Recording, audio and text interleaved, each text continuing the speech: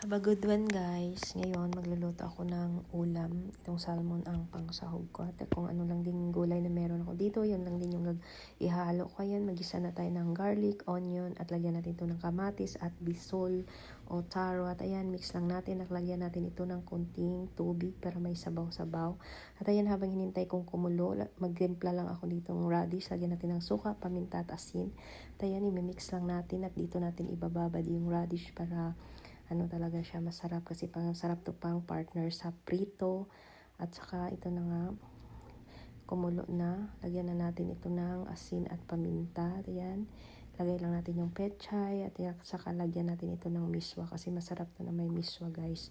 At ayun, mix lang natin at ito na nga kumulo na din ulit at lagay natin yung natirang pechay, dahon ng pechay. At ayan, lagay na natin dito yung salmon na in-air-fry natin at kahit anong isda pwede naman. At itong radish, lagay lang natin sa container at lagay sa fridge. At ayun lang guys, see you on my next video. Bye!